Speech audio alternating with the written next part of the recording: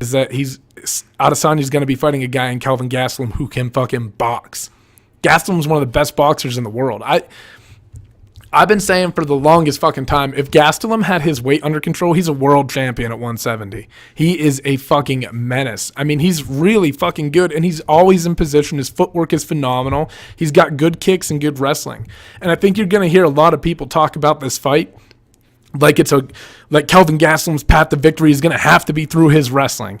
And I don't fucking think so. I think that'll definitely be a part of the toolbox that Kelvin can reach into and grab something if he needs to.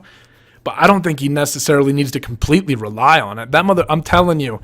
But I just think that this fight I think it's going to primarily take place on the feet. I don't think you're going to see Kelvin afraid to stand with him.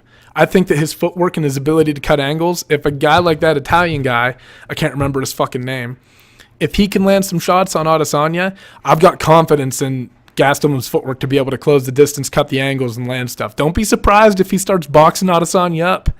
Don't sleep on Kelvin Gastelum. That motherfucker can throw his hands around. That being said, the key for Adesanya to winning this fight is to utilize a lot of kicks. I would be kicking the legs a lot because Kelvin Gastelum does rely so heavily on his footwork. If you can beat his legs up, you're going to take a lot of his game plan away. He's going to need to dance around you, and he's going to need to create some pretty fucking radical angles to get in on you.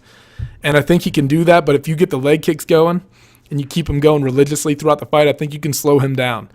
For Gastelum, he's got to be checking leg kicks, be aware, and he's got to be closing the distance off when the leg kicks are coming and countering. He can't be Gastelum can't be letting Adesanya land things for free because it benefits him because he's at range. Gastelum is going to constantly have to work, like I said, to cut angles and get inside. And if he's not doing that and he's not countering to whatever Israel is landing, he's going to start losing the fight and he's going to get beat up. And that's when he starts falling into this trap where his entries weren't working early. And if he doesn't commit to them and keep trying to get in, and fire back when Adesanya's landing, he's going to get stuck out there in this place where he won't know what to do, right? Like he's not sure of himself, and that's where you start getting dotted up. So, fuck, man, I've been going back and forth on this fight. I think this is a great fight, and I think I like Kelvin Gastelum. Honestly, I like him by knockout.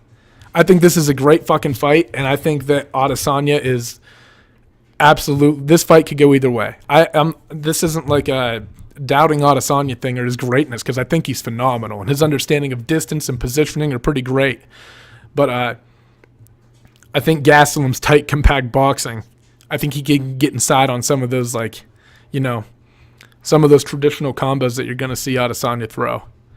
So I don't know. This is a great fucking fight. I could see it going either way. Just gut feeling, I'm going with Gastelum. And I think, this is another one where I think if it goes to a decision, you'll probably see Adesanya won. Just because he was able to control the range and keep Gastelum at bay and not let him in on anything. And Gastelum can lean on the wrestling a little bit. I'm just saying I don't think it's the only thing that he needs to beat Adesanya. I think really good footwork and really good boxing can do a lot.